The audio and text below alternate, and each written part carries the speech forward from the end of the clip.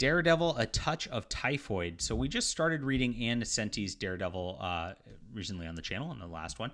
And this one actually consistently mostly has John Romita Jr.'s art here, which, by the way, I'm not a big fan of John Romita Jr.'s current stuff, but like I've read this and like what happened? He was really pretty good back in the late 80s.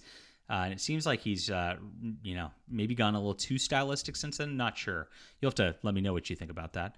Daredevil 253 to 270 and Punisher number 10 as a crossover. That Punisher number 10 is also in one of the Punisher epics as well, with the Daredevil issue going through this. So Typhoid Mary is hired by Kingpin to basically mess with Daredevil, and she is quite the ringer. And so she's sleeping with Wilson Fisk here, and she's also messing with men all the way around. She's using her sexuality as a weapon, something which is really creepy across all of this. Daredevil almost gets killed, and has major problems. They really run him through the ringer, very much like I would say, the Frank Miller stuff. He got ran through the ringer as well.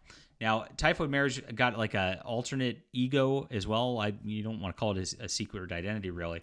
And she befriends Daredevil and actually becomes like a side lover of him, as he's kind of cheating on Karen Page, which is really sad. I kind of hate that they did that on some level. But he got manipulated by her, and then eventually screws up his relationship with Karen in the process through here. Daredevil almost again when he gets killed.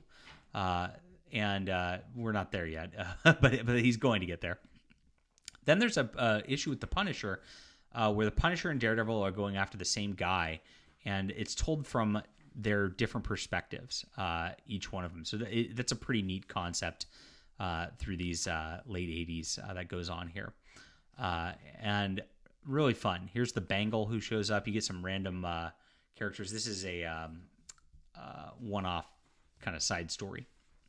And you get another Steve Ditko issue. There's one in the first volume, and then Steve Ditko came back to do one more one-off issue in here as well.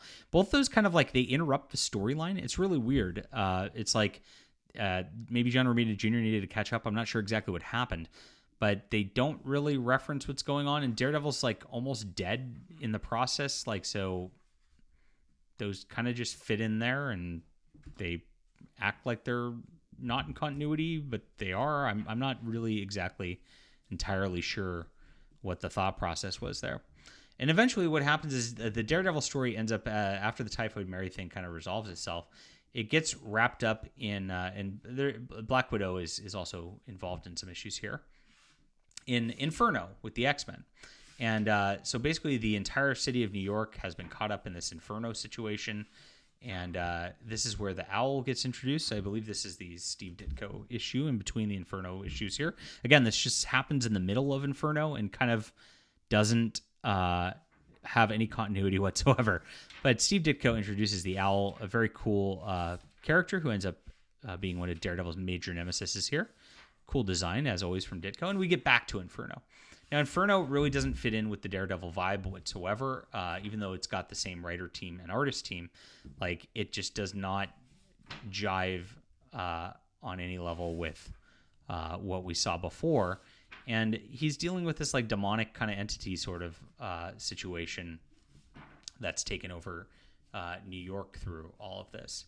And it just, like, really interrupts things. You see that Pyro and the Blob kind of get involved as well, and they're working for some bad guys, and then you get a crossover with Spider-Man to deal with this demonic entity in New York.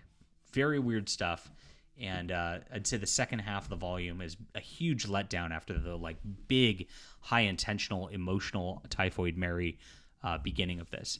So you get like a really extreme high for Daredevil, which is some of the best stuff you've read. And then it goes down to like, oh, it's mired in crossover. And this is what happens with Marvel eventually. Like, I mean, everything kind of gets mired in crossover as they realize, I guess, that makes money over time. Now, like I said, the John Romita Jr. art, like, I really actually kind of like it in this a lot more than I like the stuff now. I really love the colors of this era. I think the muted kind of colors that are involved like add a depth to it that like that feel really cool and very serious in the Daredevil stuff. I am sad about like, you know, the Karen Page really. I know it comes back But how they kind of botch that a little bit through here, I think it's kind of a mistreatment of the character in some degrees. But it is an interesting story nonetheless, and it did keep me gripped through that. The Inferno bits, like I said, didn't fit the character whatsoever. It was really just a sad insert, and that's it for now for Daredevil. I'm going to call this volume because it's such a mixed bag, like a 7.5 out of 10. It's still good, but not great. Leave a comment down below with what you think about this. Hit that like and subscribe button. We'll be back soon.